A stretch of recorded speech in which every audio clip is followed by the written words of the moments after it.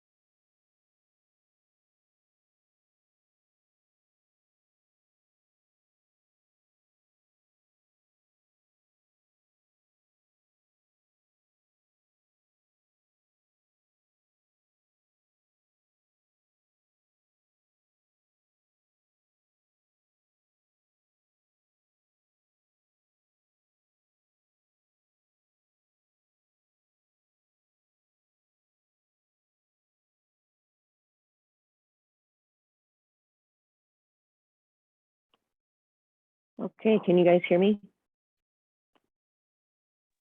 Yes. Okay, whatever that was crazy. It was a whole fire briefing up in Summit County. All right, well, good morning, everyone. I don't know what was going on there. Hopefully everyone else is just hearing me now. So we'll go ahead and start the meeting. We'll go ahead and look at the August minutes and move for approval on those.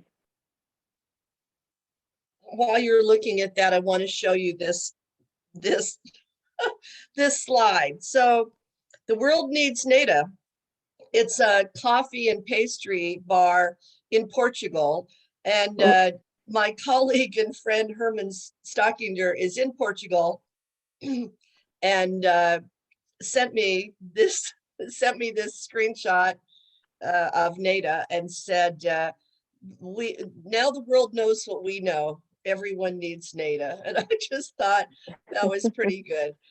Made me laugh when I got it. So I made Carson put it in the slide deck today. I wish we had this in front of us so that we could all get a cup of coffee and some of these wonderful pastries. Looks like those Portuguese tarts that are the egg tarts that Portugal is so well known for. So this is NATA Lisboa, NATA in Lisbon. Just wanted to share that with you this morning and make you laugh. I wish we were having our meeting in there. All right, with that, can we get approval of the August 26 minutes? Somebody make a motion. This is Anita from Westminster, so moved. And can I get a second? This is Joan, so moved. Second. Thanks, Joan. There's no questions or opposition. We'll go ahead and move the meeting minutes forward. And it looks like we have a reminder just for updates for the priority projects list. I don't know if you've received any more of those.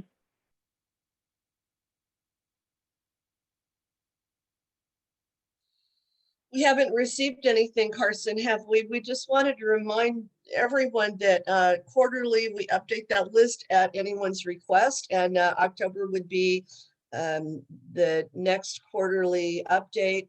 If you do have something in your jurisdiction that you want to put onto the NATA priority list or take something off or edit something, please contact Carson before the next meeting so we can get it in front of everyone for action. Thank you. All right, we'll go ahead and move into item 4, smart commute updates. Is this Carson or Carson? Okay. And we can chime in as a team because I know we were spread out this day. Just a little update on where we were for Bike to Work Day this year. I think overall as a region, it was nice to get back out, but we should say that ridership was lower than normal just due to the fact that folks are not going back into the office as regularly as they once were in 2019. Here's a few shots from our different stations we were at that morning. So we helped Adams County out at their station at the confluence of the trails there near I-76. We had probably 100 and 125 riders or so stop by that morning. I was there with them. We were at St. Anthony North. Tammy was there with them in the morning and in the afternoon, serving both of their shifts that come in at those two different times. They had 15 or 20 riders come by and a lot of staff people that were appreciative of us being there. Here's a picture of me with our e-bike program and the Flex Ride program, both in front of St. Anthony North there that we serve the 144th quadrant with. Here's another picture at Adams County early. You can see early in the morning. These things start at 6:30. And then here's Karen and Catherine at North Glen. They had a few riders stop by. Unfortunately, not as many as we were looking for, but those are some blender bikes that you pedal to make your smoothie, which is a fun thing to do. And then one more Adams County picture, nice with the sunrise there. So all in all, nice to be back out, but we're hoping next year is a little bit more normal, bigger ridership, bigger event. Unless there's any questions, please feel free to raise your hand or butt in. I'm going to move on to the North Metro Commuter Survey. This is one of our big efforts every year, probably our premier offering to our employers and organizations that we serve. So as of right now, we have roughly 1,200 responses to the survey as of yesterday. That is from 14 separate employers or organizations, as well as some members of the public who have responded on their own. We're pleased to have some great partner participation from NATA members you see here. North Glen, Westminster, Longmont, and Thornton this year have agreed to participate. We, of course, have some other large employers that we're working with, like Regis, Stargate School, Front Range Community College, Amazon, and a few others. Amazon only has a few responses this year. It's their first year, but it's nice to get in and start that process, lay the groundwork for next year. It's not really too late to promote the survey. So this is a completely customized survey that Catherine does on our staff, and she's happy to promote it in October. I know some folks are doing it in October timeframe, or maybe even November, because it was better for their organization. What's interesting about this year is we're collecting ETRP analysis, not at the level maybe that they would have liked, but we're using the exact same language that would have been in that rule had it gone forward, just to get a baseline in case it comes back. So that should be interesting, and we look forward to sharing those responses with you guys here in the next couple of months. Happy to take any questions. Chair. I don't see any hands up. It's good to see that you've gotten some response back from that, though. Hopefully we'll get some good feedback in the end. All right, we'll keep moving forward to item 5, which looks like the RTD Director's Report. Thanks, Madam Chair. I guess I'll go first. I seem to always go first. So this month, the N Line celebrated its 1-year anniversary. And after some fits and starts in the beginning, is doing much better. Ridership seems to be improving every month and almost on par with the G Line. That's kind of the comparison that I use, because G Line's been open for more than a year and has some pretty robust ridership. That's good to hear. We also had a report, an anecdotal report from Kent Mormon. I appreciate that. I think it was last week, one day he was at the parking lot and it was actually quite full, which is not a sight we've been seeing at many RTD park and rides. So that's a good thing. And if you've noticed, if you've gone by the Wagon Road Park and Ride, a few more cars here and there. So hopefully our numbers indicate ridership is increasing slowly but surely, and hopefully those cars and lots is confirmation of that. The only other thing I have to report on is that we're taking some big steps on our fair and equity study, and it's a slog. It's a big thing, and it takes some time. But we've got the RFP out for our consultants to help us work on that. The deadline is October 11th for all of them to turn in requests or proposals to us, and it's a big step in moving this fair and equity study forward. So that's all I have right now, Madam Chair. Thanks. Thanks, Vince. Good morning. I don't have too much more to add. Thank you very much, Vince. You're always succinct and to the point. We did have a fairly comprehensive review of the Reimagine program, and prior to COVID, I was involved with that as a representative from the board. Now, Vince is on that, but we spent a lot of time on that. It was a very healthy report from Deborah and her staff to kind of give us an update on where we're at in that process. Beyond that, I don't really have anything else. I'd like to welcome Deborah to make a few comments if she has some things to add or update that Vince or I forgot. So thank you, Madam Chair. Good morning, Madam Chair, and thank you, Directors Busick and Whitmore. The one thing I would like to add, this has been a topic of which we have been coordinating on, is the transit stop in proximity to the Adams County Justice Center. I want you all to know that we have been working, if I could speak, diligently, and have fostered a great working relationship with Adams County staff as well as City of Brighton staff. And we are basically on the cusp of finalizing a temporary and permanent solution for our transit stop there. Just had a meeting with Michael Davies on my staff, as well as Adams County staff, with the county manager, who has been fantastic to collaborate with. And they've been liaising directly with City of Brighton staff, and our two teams are working together as we look to put a permanent stop on Bromley Lane. So we're almost there, and we're going to enter into an agreement. And I just wanted to share that with everyone. So thank you so much for the opportunity to share that information with all of you this morning. Thanks for the update, Deborah. And I'm going to say too that I was on the train this past weekend, and it was standing room only for the Rockies game. So I don't know what it was like for the Broncos game, but it was great to see so many people riding the N line. So hopefully that keeps going in that direction. Any questions for the directors? I didn't see anybody else on any of the other directors. So if anybody has questions for Vince or Troy, I don't see any hands, so we'll keep going. All right, next item is Front Range Passenger Rail.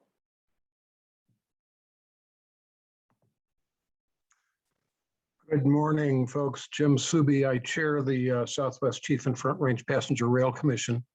The commission was formed in 2017 by the legislature and represents different political subdivisions and different interests up and down the Front Range.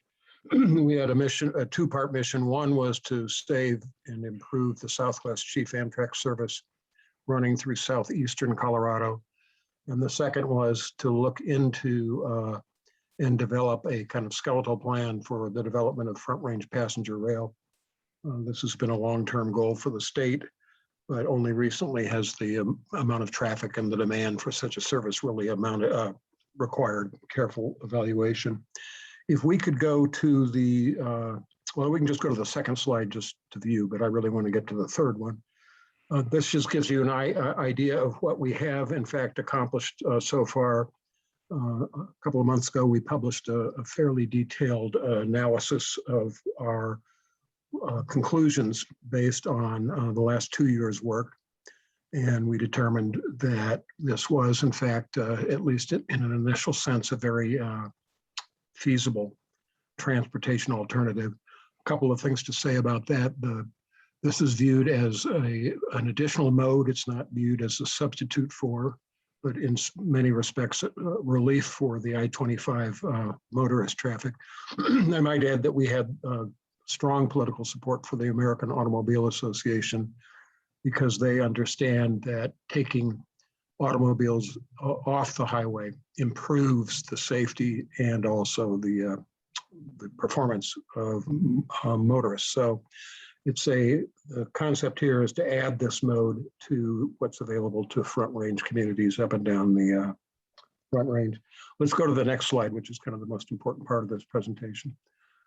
So our legislature this year accepted our recommendations and passed Senate Bill 238.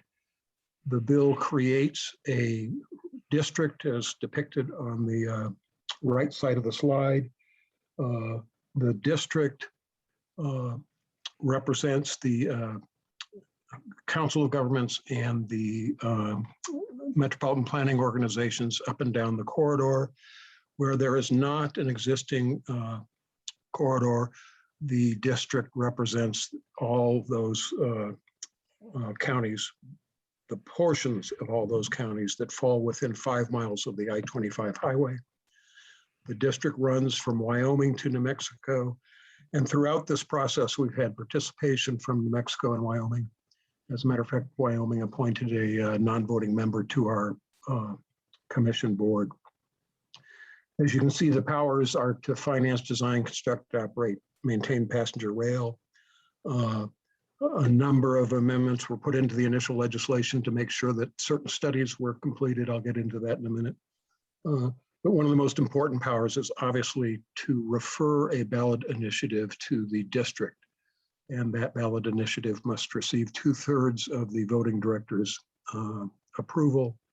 And we've tested this notion with polling, and we've determined that the public within the district counties strongly support pursuing Front Range passenger rail. And in one particular poll, we even discovered that they would be willing to pay for Front Range passenger rail to some extent.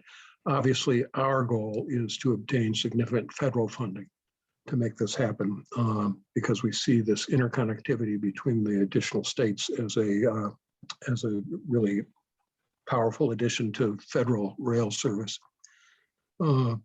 Representation on the commission, as I mentioned, we have 10 voting representatives from the MPOs and councils of government, 2 from the North Front Range, 4 from DRCOG, 2 from the Pikes Peak Area Council of Governments, 1 from the Pueblo Area Council of Governments, and 1 from the South Central Council of Governments. Those representatives must be either currently or formerly elected officials and will be selected and nominated by those organizations. The governor can appoint 6 appointees. These individuals are the design is for these individuals to represent certain talents and expertise in transportation, finance, and in the legislation. You can see the thoughts behind that. And then CDOT has the authority to appoint a voting member as well. We also have in the legislation allowed our Class 1 railroads, BNSF Railway, Union Pacific Railroad, and Amtrak to appoint members. These would be non-voting. We also have a non-voting member from RTD. We have a non-voting member from the I-70 Mountain Corridor, and then, as I mentioned, from Wyoming and New Mexico. So all in all, the idea behind this district board is to have a representative body that also has the expertise and the leadership qualifications to develop a plan and refer it to the public for voting. Carson, let's go to the next one.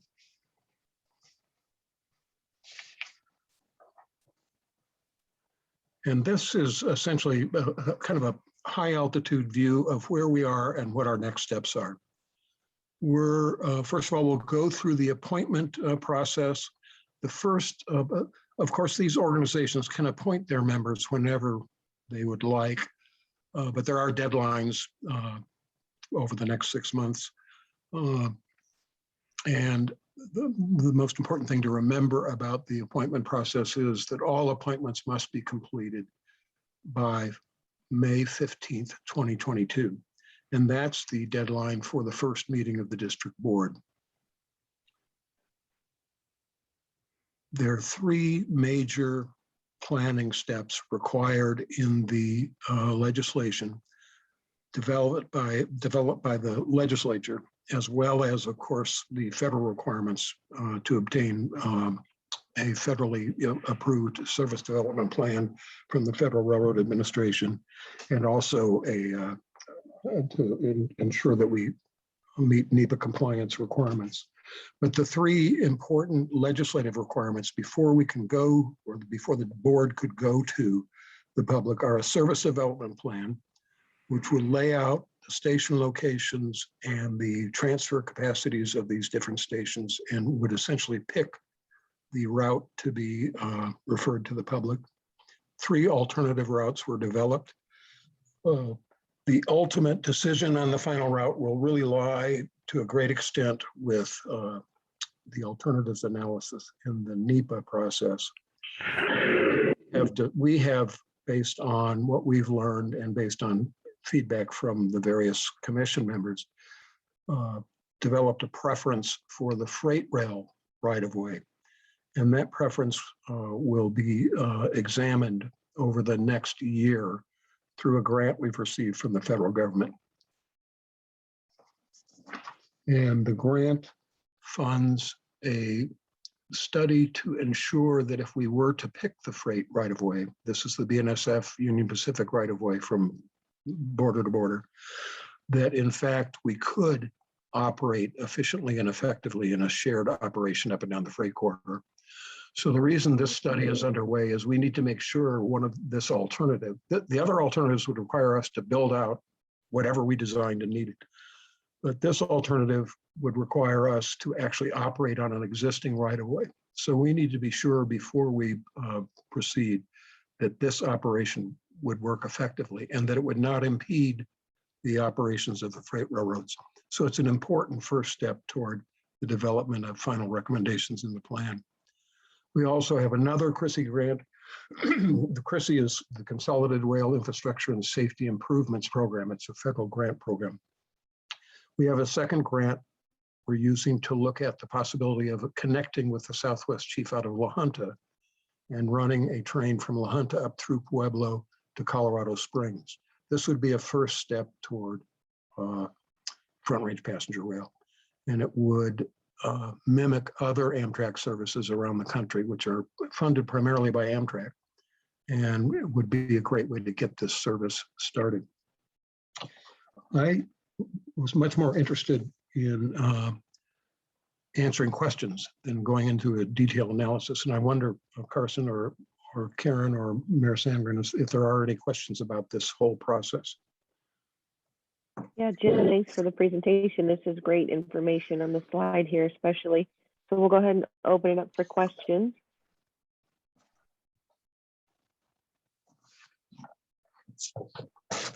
Don't see any hands yet. Hi, James. This is Andres Carrera with Senator Hickenlooper's office. Thank you so much for this presentation. I just wanted to ensure that you had a connection with our office. I understand you're pursuing federal grants. The senator happens to sit on the Transportation Committee. So again, just wanted to let you know that I'm here, I'm listening to you, and I'd love to be a resource for whatever you might need. Oh, that's great. I actually had a conversation with the senator about this, and he named Carrie as a contact. She's a regional director here in the state. So she's invited always to our meetings and everything else. And That's excellent. You can't go wrong with Carrie Linker. Yeah, exactly. Well, he pointed that out to me. And of course, we're trying to keep your office involved, as well as Senator Bennett's office. Both senators have been extremely supportive of this. And his role on the Senate Commerce Committee, which has tremendous oversight for the development of the federal support for these rail systems, is essential. So I very much appreciate that. Perfect. And then it looks like we've got some hands up now. So I see Anita, and then Malcolm, and then Joan. Thank you so much for this presentation. And I was taking notes, but I think I might have missed a little bit of information. When you were going through how the routes will be determined, I understood it was through kind of that route analysis and the NEPA study, but can I get the rough timeline of when we anticipate that? Yeah, I wish I could be better than rough, to be very That's all right. honest with you. Yeah.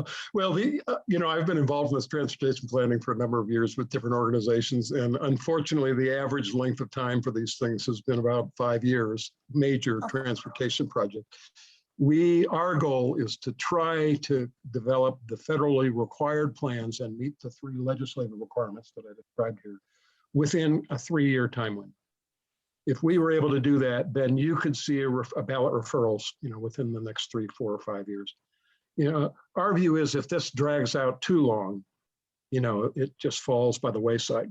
That seems to be what happens to these major transportation plans. We've looked at a number of other states, and the ones that have been successful, North Carolina, Wisconsin, some of the others, Utah right next door, have been the states that actually pursued these projects very competently, but also aggressively. So, as chair, I've tried to get us, and by the way, I want to just commend CDOT. They've been extraordinarily supportive on this. They have a rail planning team that has been doing a lot of our sophisticated modeling and has been of great assistance as we put together that initial study. And now they're involved with the commission on these CRISI grants I described. But yeah, I'd like to see this all done within 3, maybe 3.5 years, and that'll be a big push.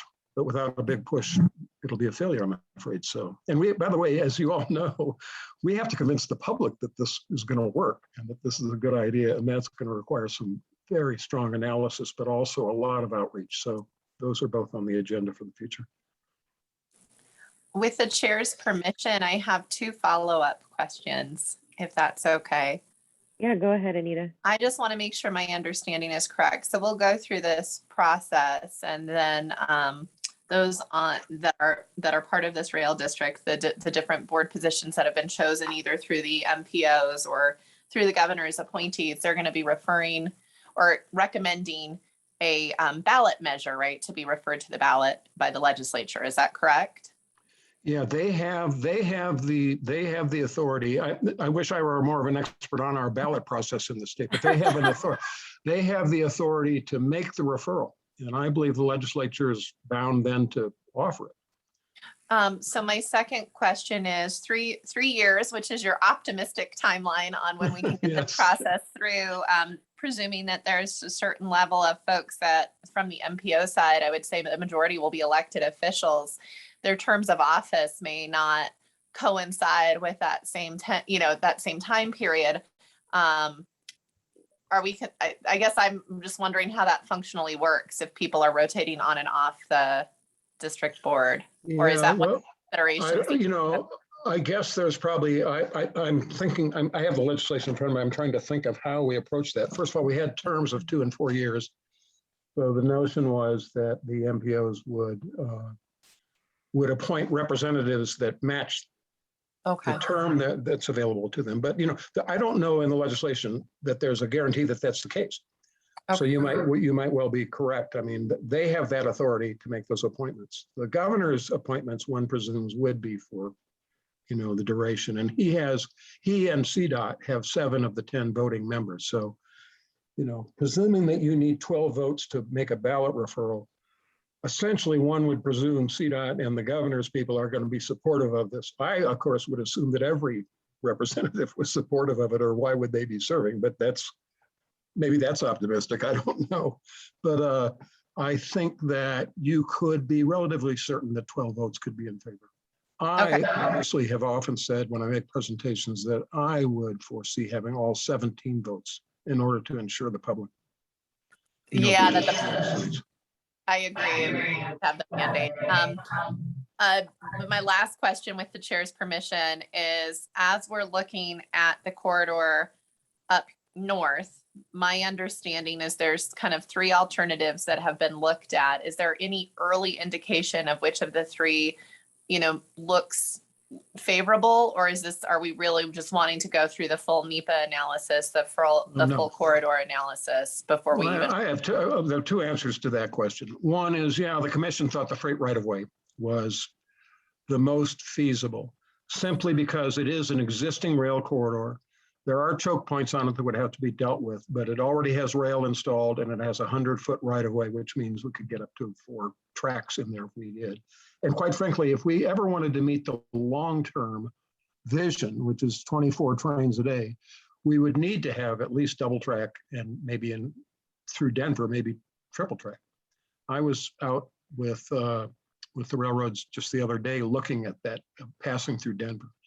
And we'll need to make some modifications there and some additions to make sure passenger trains can get through rapidly. But as I said earlier, the freight right-of-way is not a sure thing. NEPA is it's one of the alternatives, but it was most appealing to us. And I don't want to speak for Amtrak, but because they have legislation that gives them authority to operate in freight right-of-ways, and because it appears now if the Biden and the infrastructure funding goes through, Amtrak would be a major potential source of funding for this. It just appeared to us that we would want to partner with Amtrak. As a matter of fact, our legislation says we shall. The legislation says we shall partner with RTD, partner with Amtrak, partner with the railroads, all those other non-voting representatives. So, but the purpose of the Chrissy grant is the grant on modeling the freight right-of-way is to ensure that that service would actually work. There's no sense pursuing a service because we need to meet our requirements. The problem is we'd have to acquire right-of-way and the expenses could be extreme. Those are as yet uncertain, but I guess I'm trying to hedge this thing to make sure everybody knows we haven't made a decision. We issued a preference because of the existing system and the experience. By the way, the BNSF has been extremely cooperative on this. And, we had all those battles over the Northwest line and all that kind of stuff, but they have been, they've actually done a fair amount of the modeling for us so far and at no charge. Normally they charge clients for that kind of service. So that's a good relationship. And I don't think they would ever come out and say they want to have passenger rail on their line. That's just not their cup of tea because they make their money on freight, but they haven't objected. And that's just another kind of indicator that this could work. Thanks, Jim. Thank And then I did see in the note, and somebody put some comments into the chat that says they can be former elected officials as well. So if an elected official's term ends, they can continue their term on the district board. So that might answer some of those questions. Yeah, that's exactly right. And but that's really up to the appointing authorities, as I recall. And then I did see Malcolm, you put your hand down. I don't know if you had your question answered or. Yeah, Anita's questions and James's responses covered my questions, so thank you very much. Perfect. Okay, so Joan, and then I see Jean, I see your hand as well. Thank you, Madam Chair. Jim, so there's been some discussion between BNSF and Union Pacific about moving rail out of some of the Front Range counties and rerouting it east because of freight. And it's my understanding also that Wyoming is actually pursuing grants to make this happen. In your opinion, do you think this is part of BNSF's commitment to Front Range passenger rail to use the freight lines? No, and I was on a committee years ago that looked into this in great detail. And the railroads declined to pursue that alternative. This was quite a while ago. Right. And, you know, and you'll remember, Joan, that was because of the expense of building the line out on the plains and all the rest of these, you know, arguments. But that I don't foresee either railroad getting ahead of our planning and being involved in financing of alternatives that would change the way they route their freight. They, you know, we're going to have to convince them that this makes sense. And the law does require, if we should operate in the right of way, that we don't impede their ability to generate revenue and make a profit on that line. So, you know, quite frankly, my view is they're being as cooperative as we could expect, but they're not going to take a leadership role. Wyoming is consulting. I've been talking to Wyoming about their option, which is to put a switch in that would move BNSF freight across into a Union Pacific line. And by the way, these railroads have, generally speaking, I'm not familiar with the details in this case, but generally speaking, they have interoperating agreements so that in view of whatever circumstance, they can run freight on each other's lines to make sure they can continue. That's kind of a, you know, a federal requirement for service provision. But I don't know if I'm answering your question. Obviously, I don't have an answer, to be honest with you, but we know it would be great to get the freight off the Front Range. But unless we can convince and finance that, the more important step for us is to find out we can use a shared right of way and provide the service the public requires. Okay, thank you for that. All right, Jean, you're up next. Thanks, Madam Chair. I have two questions. First is, there has been several previous studies that looked at passenger rail through the Front Range. Are you going to use any of that material, or is it all trash? Well, to develop the alternatives analysis, which we published in December, we looked at all of those studies. Remember, CDOT's been a member of this commission and has participated throughout this process. And I served on the steering committees, I think, for most of those studies. And then I was on the private study that was done as part of the steering committee for that. So I had experience looking at these things. This is not a commission opinion. My personal opinion was some of them were based on circumstances that I didn't see as politically possible, that this would be privately financed entirely.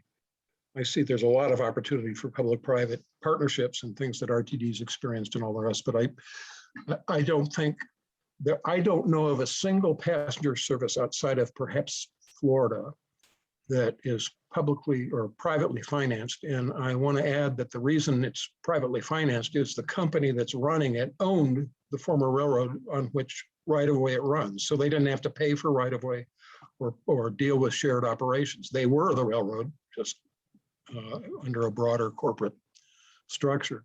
So if this were privately feasible, the railroads would still be running it as a private service. And so those have been my arguments about this. But a lot of great information was in fact developed in those studies. You know, the I-25 EIS, you know, continuation study and some of the others that are incorporated into our plannings today. I'll say one other thing about this. You know, this all started actually years and years ago, but my participation as a state commissioner, started actually in 2014 with the preceding commission. And that commission was designed to deal with the Amtrak service in southeastern Colorado, but it had a mandate to look at possibly rerouting that Amtrak service. And so the outgrowth of that was simply that commission said, my God, the Front Range of Colorado, given the amount of time that goes into these planning exercises, as I mentioned, a number of years, all kinds of circumstances, not to mention for sure Colorado's projected growth, are making the densities and the transportation requirements up and down our Front Range suitable for a successful passenger rail service. And so that commission went to the governor and legislature and said, we think you ought to pass new legislation, creating a commission to actually look into this process and develop a plan for it. So this, I guess I'm going back to Anita's question too. I mean, this does give you a sense of the amount of planning and the amount of preparation that has to go into these services. I worked a lot on the Utah plan and did some public meetings over there. And they, the interesting thing about Utah is they declined on one of their routes to even seek federal funding because they didn't want to have to go through NEPA funding. And they passed in some very red counties tax measures to finance just building the road. And I saw that. I'm not saying that's the Colorado model by a long shot, but I saw that and realized that this whole concept has tremendous latent public support. And even, our bills have been predominantly bipartisan, and our support has been predominantly bipartisan. I also am president of an advocacy group, and we had a meeting recently, and we had rural legislators on that call supportive of this and wondering when service could be extended out to them, which is a major question, because we want to be connected to all the other communities up and down the Front Range and over into the areas of tourism and whatever. Well, enough said. My second question is, I hope you're looking at developing a rather substantial list of people who will work with you, and then when it comes time to communicate with the public, get out and push the idea of the rail along the Front Range so that it becomes a positive aspect to our life. Right.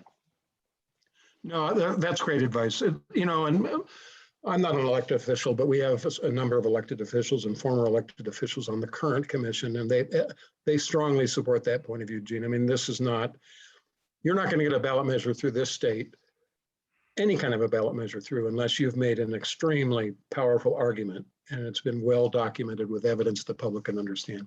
And there is opposition, there's no doubt about it. We have counties that are opposed to this and they don't want to have to pay for any of this and all the rest. And that's existed in every other single, state passenger rail service in existence. I think there are like 19 lines now operating across the US in, I think, as I recall, 16 or 17 states.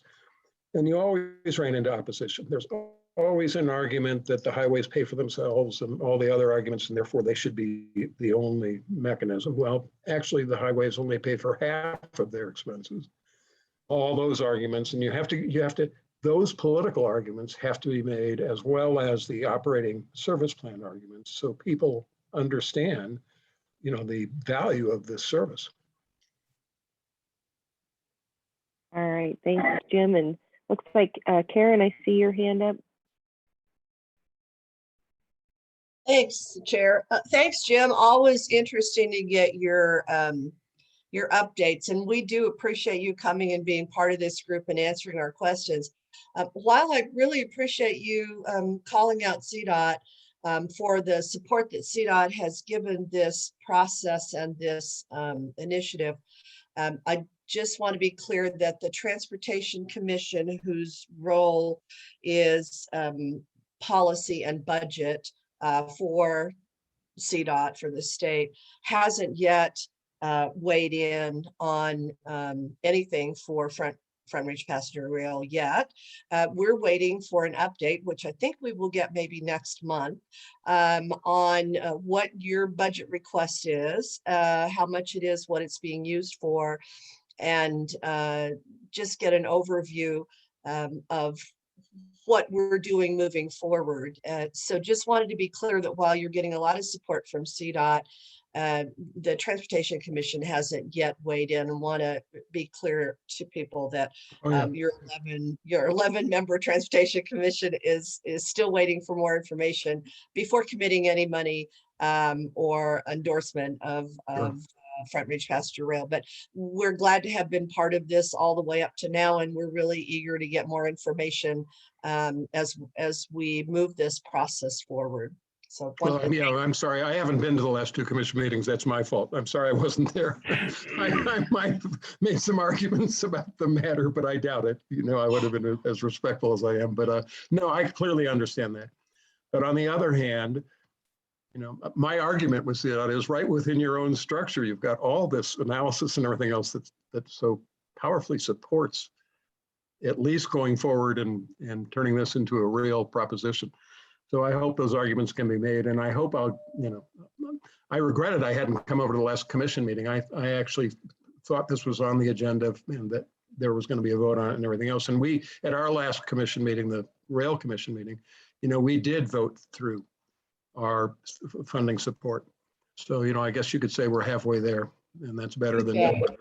So it actually was on our agenda in September, but we didn't take any action on it because of the number of questions that the Transportation Commission has. And as you remember, Transportation Commission is 11 appointed officials across the state of Colorado. And so there were lots of questions, and our budget people will come back. And I think the CDOT person assigned to this will come back with answers to the many questions that we had. But it was on the agenda, did not move forward until we have more information. But certainly it's fascinating to us, and we're all interested in it.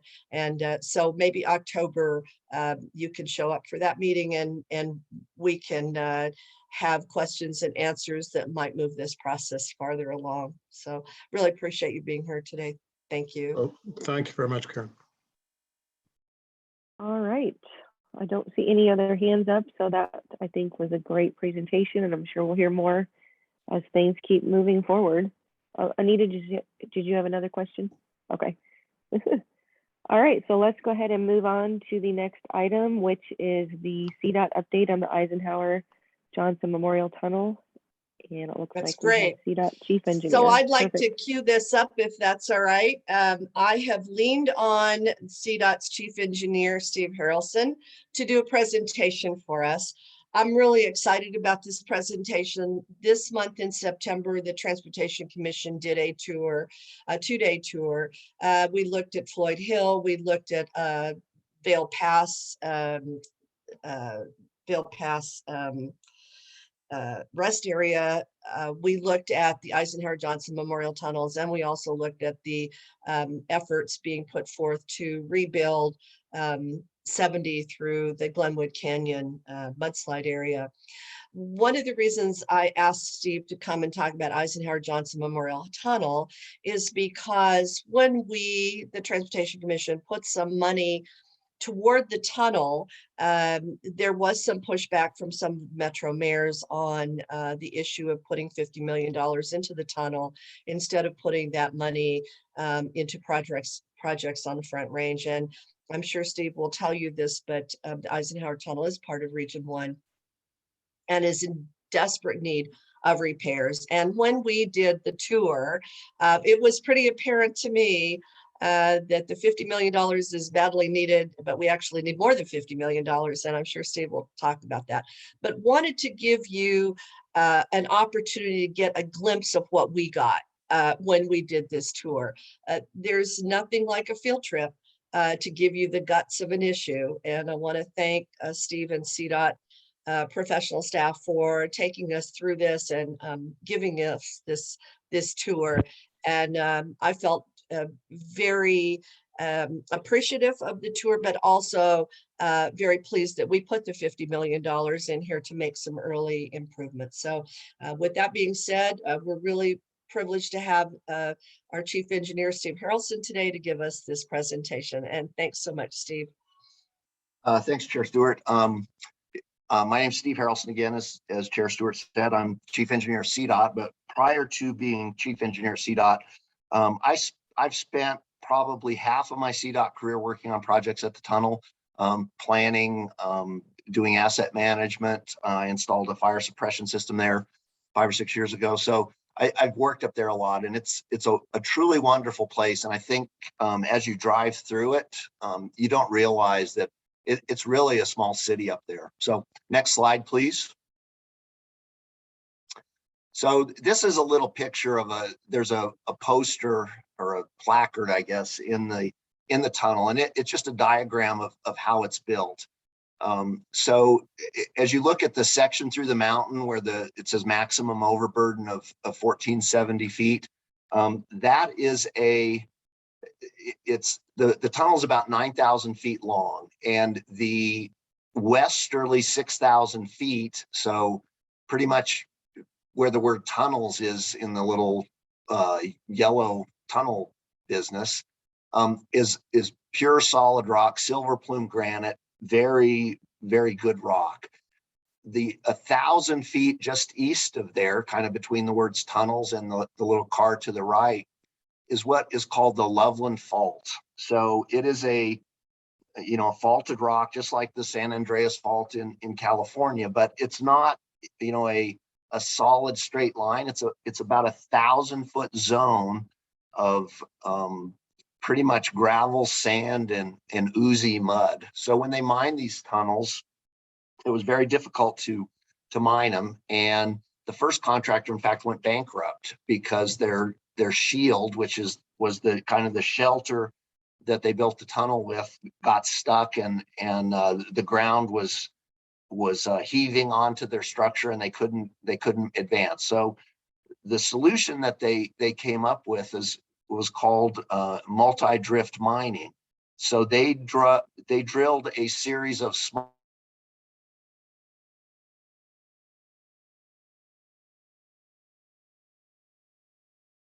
entire tunnel structure. So if you look at the little total excavation,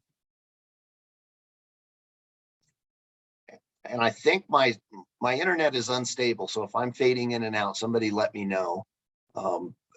Is there any way you can just put your video off if it's, yeah, you're cutting out a little bit.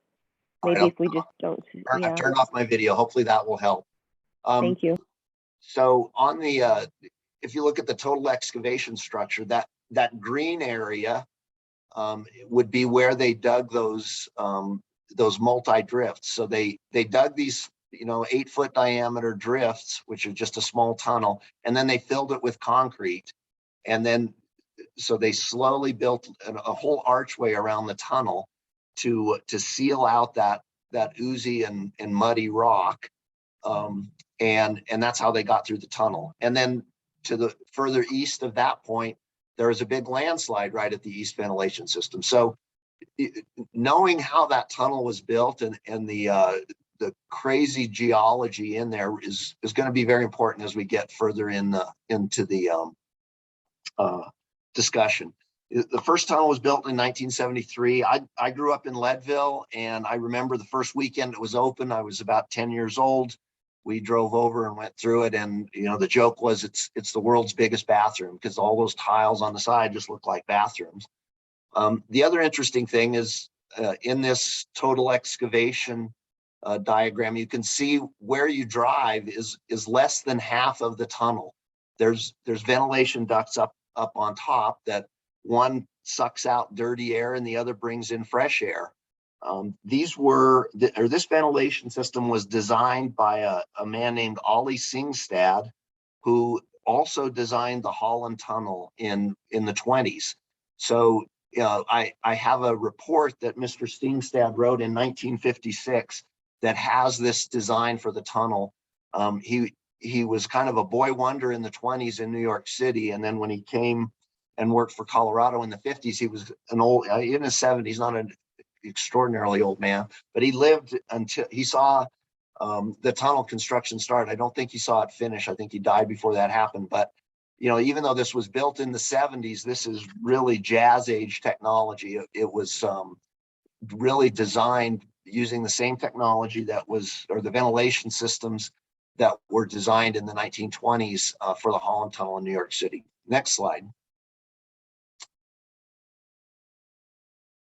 So there's some construction photos. That picture to the left, I think, is when they first started digging at the East Portal. There's one more that's not showing up. The one at the lower left is inside the tunnel before the lining was in place. The one in the middle shows the roadway space. That person is standing where cars drive, and then you can see the ventilation plenums up above. So the one on the right, I believe, is the supply plenum, and the one on the left is the exhaust plenum. The picture the upper right is the fan deck. We've got 28 600 horsepower ventilation fans up there. And then the lower right is the control room from the 1970s. And I like to say this is Apollo era technology. That looks like a set from the movie Apollo 13. It has these cathode ray tubes and little phones, and that's what it looked like in 1973. Next slide. Here's what our control room looks like now. We've got a wall of modern TVs. We've got operations people that both look at the tunnel, they manage the fire suppression system, and they can see everything in that tunnel. There's some both infrared and visual cameras. Also up there, we do a whole traffic operations center for the entire mountain corridor from Golden to Dot Zero, pretty much. We work with the traffic operations center in Golden and also with Glenwood Springs, but we keep an eye on that road and get help to stranded motorists pretty quickly.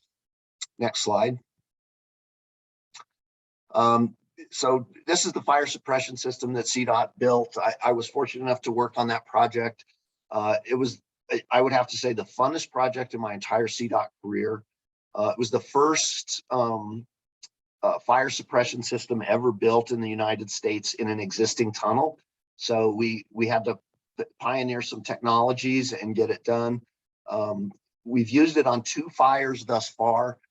There was a third fire that we did not activate it because the fire crews decided it was easier to just to put out the fire by hand. It had not grown to a point where the fire suppression happened. But there was one in January of 2019, and I was actually up there that day, that we could have lost that tunnel for a number of weeks. It was a fiberglass motorhome type fire, burns very hot, and this fire suppression system knocked it out very quickly. It was a very cold day. I want to say, well, I was in Leadville that weekend, and I woke up to a 10 below morning in Leadville, so I'm guessing the tunnel was probably a little colder than that.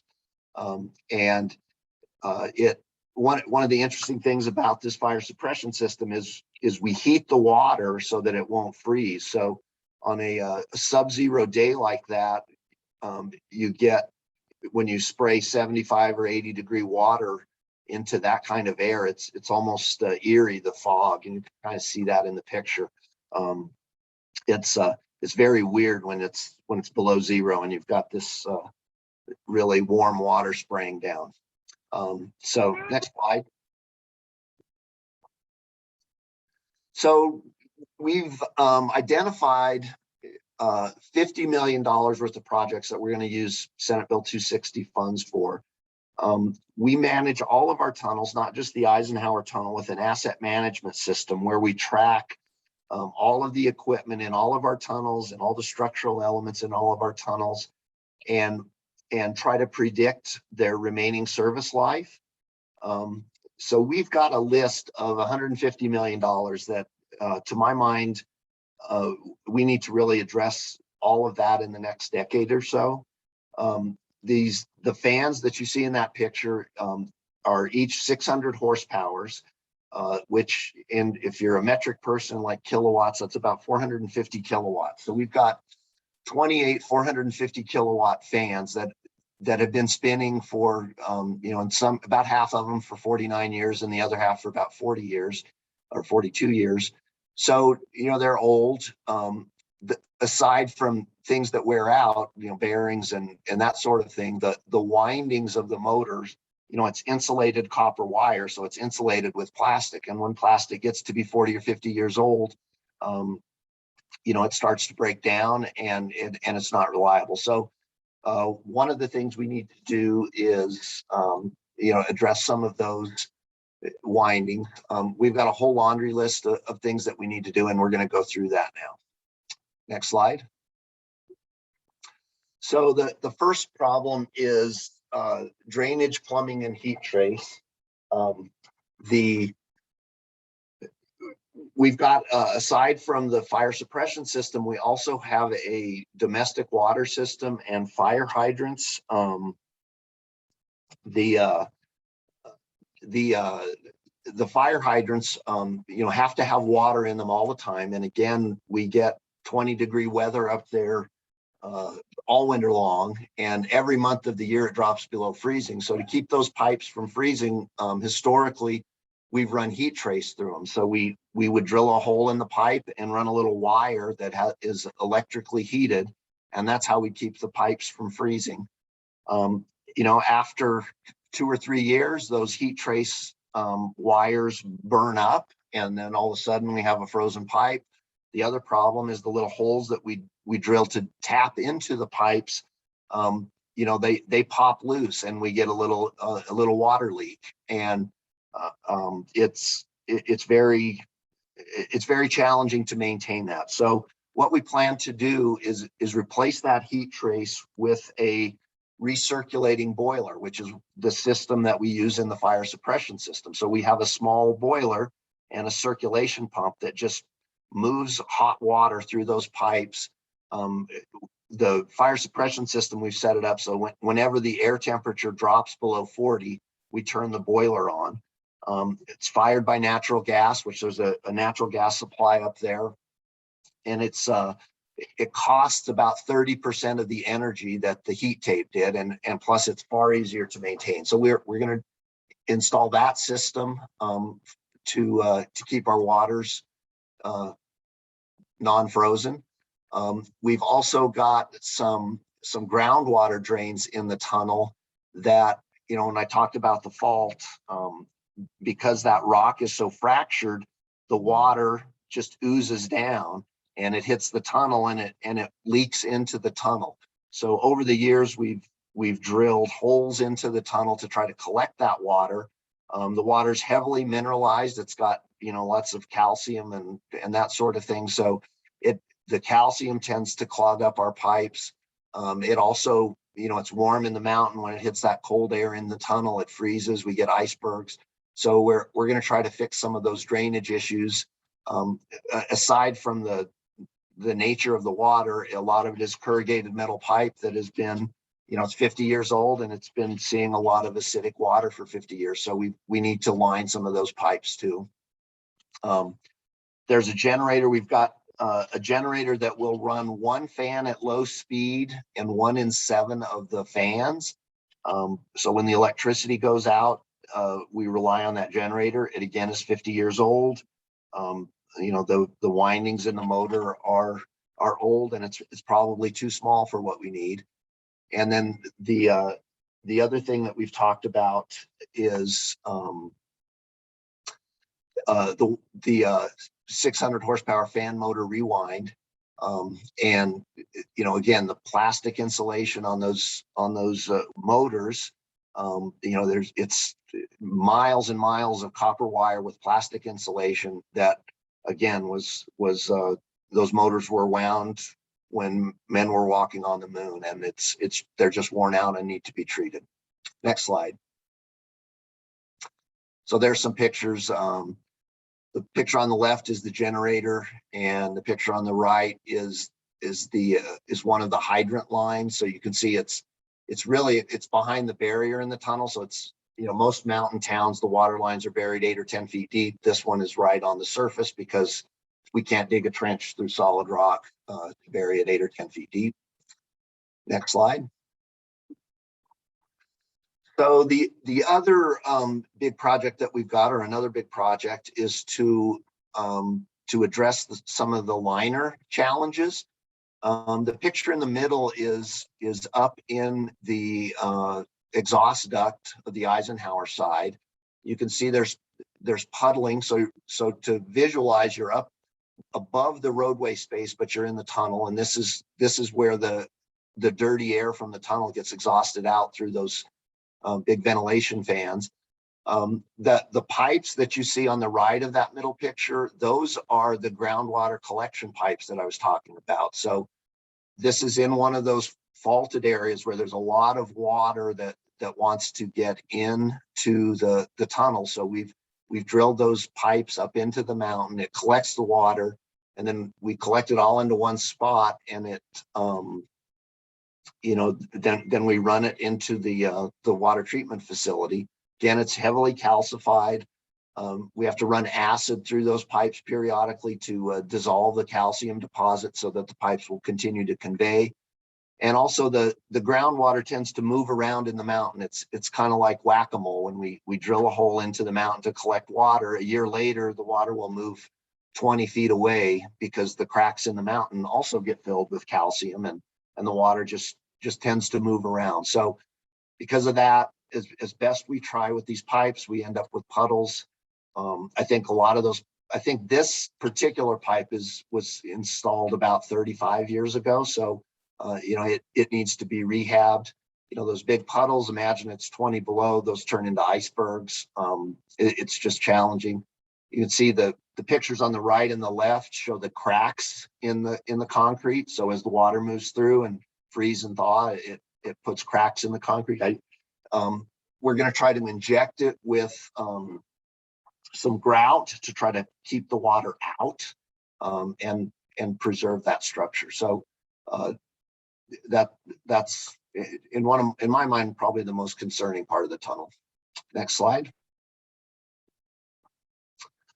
So the tile walls in the roadway space that I earlier called the biggest bathroom in the world, they are tile panels. It's not individual tiles, but they're like sheets of plywood that are etched so they look like individual tiles. And they're a ceramic material, and they sit on a grout bed right on the top of the barrier on the edge of the road. Well, that again, after 49 years of water and freeze thaw, that grout bed is starting to break up, and we've had these wall tiles settling and cracking because their foundation is failing. And it's it's really just a leveling course, but it's breaking down. So we need to get back in there and re-support those tile walls so that we don't have a tile wall falling into traffic. Next slide. The other thing is some operational portions of the tunnel and some aesthetic stuff. The fire extinguishers. Again, this was all built to fire code in the 70s. Fire codes have changed. Some of this stuff has been grandfathered in, but I think we need to expand and increase the number of fire extinguisher cabinets in the tunnel. Beyond the fire suppression system, I think extinguishers can provide a quick hit to keep a fire from growing beyond where we need the suppression system. There's a bunch of guardrail improvements, drainage at both portals. I've worked on some projects to try to to improve the drainage. Similar problems as inside the tunnel. We use lots of salt and mag chloride up there, so that really is hard on metal pipe. And again, it's 50 years old, so we've got to take care of it. Brick repairs at the portal. One of my favorite projects on the list is a portal de-icing system, because now, as cars are driving into into the tunnel, they drop lots of, snow and gunk right as they enter the tunnel, and there gets to be an icy spot. So we generally will have a portal attendant who will go up there every hour or two and throw rock salt on the road from the walkway right at the portal. We're going to try to do an automated system where it will spray, brine solution on that road so that we won't get those slick spots. And we won't have to send a guy up there to throw rock salt on it.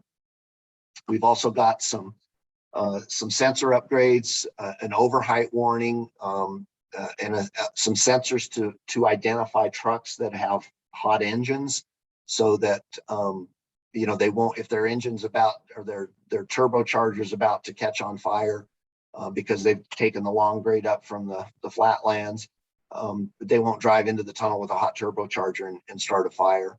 And we're also looking at trying to automate our hazardous material identification, because there's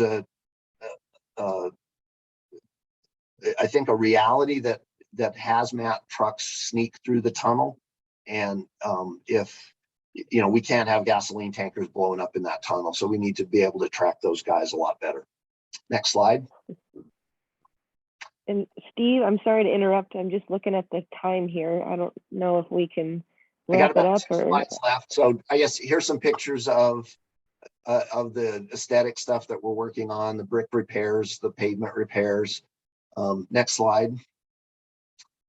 And then the last one is some roof repairs and just some internal building improvements, the boiler upgrades to heat the buildings that everybody works in, and also replacing an elevator. And I think that was the last slide of substance. No, not quite. Some of the variable message signs in the tunnel, that say speed limit 50 miles an hour, and then those little green arrows or red X's, those are all automated. And then the picture on the right's one of the cameras inside the tunnel. Next slide. And there's the total budget of each of the projects. So the drainage, plumbing, and heat trace about 24 million. The plenum liner is about 10 million, and the rest is about 20 million in total. So that's all I have. And any questions? And if anyone would like a tour, we can arrange that. Great. Thanks for the information. I think we can all agree we definitely don't want hazmat trucks going through there and blowing up the tunnel. All right, I'm going to keep us moving. Thank you so much. If we do have questions, I guess we can send them to Karen and make sure that we get a hold of Steve. And if anybody wants a tour, that would be another way to get that done. One of the things Steve didn't say that I thought was fascinating was when something gets stuck in the tunnel, sometimes they have to, if it's a big truck, they deflate the tires and then either push or pull it out, ram it out or pull it out. And the other thing that I thought was interesting is that sometimes big trucks come in with big loads of snow on top of their trucks that then get them stuck in the tunnel. So I just thought some of that anecdotal stuff was pretty interesting. And if you do want a tour, I'm so excited that Steve says that he can give you a tour. My husband's going to sign up for that, Steve. Oh, good. Oh, thanks. All right. Thanks, everybody. Thanks, Steve. All right, so it looks like we have a quick update from Andreas on the infrastructure bill. And then our last item is the brief update on GHG rulemaking. And that's going to be brief because we've all been through the meetings where it can be extensive questions. So this will just be an update for both of these. Thank you, Chair. I appreciate that. I'm going to hand it over to my colleague, Chris Rourke, to start us off. Hey there, folks. Today we should see a continuing resolution to fund the government through probably December 3rd, along the lines of the bipartisan infrastructure package. There should be a vote going through the House today. Speaker Pelosi has said that she intends to hold a vote. Whether there are votes there is uncertain. There are basically three scenarios that can work out. Either she does not have the votes to be able to pass the infrastructure package, and it is delayed until they can round up those votes. The vote goes forward, but fails, or somehow a last minute package is put together to pass both the reconciliation bill and the bipartisan infrastructure bill. But both Speaker Pelosi and the White House have expressed their wishes to get the bipartisan infrastructure package across the finish line, but have a fairly thin window with progressives wanting not to pass the infrastructure bill without a larger reconciliation package. And it's uncertain whether they can attract Republican votes or have the progressives sort of stand down and vote for the infrastructure package to go forward without the promise of a larger reconciliation bill. So it's about as clear as mud. And we will see what happens today. And I'll hand it over to Andres to go over a few other items. Thank you, Chris. I appreciate that. Beyond what Chris, eloquently kind of ran us through, I just wanted to reiterate a couple of key numbers. I dropped into the chat some fact sheets developed by the White House on the bipartisan infrastructure deal. And so then, this includes, the top 10 programs. This also includes, information on how exactly this impacts people of color, with some equity fact sheets. So I encourage you to look at the 3 PDFs that I dropped in the chat, as well as a senator's press release, which highlights wins for Colorado. I don't want to be a broken record. Last month, I got on and I chatted about transportation and climate change funding. I'll highlight some key numbers because I do think they bear repeating. There's $66 billion for passenger and freight rail investments, including $16 billion specifically for Amtrak. There's also $25 billion for airport improvement, which I think is especially timely given the recent breakdown of the train over at DIA, which caused massive delays. So anyway, we also have $110 billion in this bipartisan infrastructure act for roads and bridges, which would again help repair 481 Colorado bridges and over 3,600 miles of Colorado highways in poor condition. I know this group highly prioritizes environmental sustainability, so I wanted you to know that there's $73 billion for transmission lines, grid reliability, and carbon capture, direct air capture, clean hydrogen, energy efficiency, and other energy innovation priorities. Importantly, there's also $2.5 billion for zero emission buses. This would take a bite out of the apple. This would help our kids go to school in zero emission buses. Our office fought for close to $7.5 billion.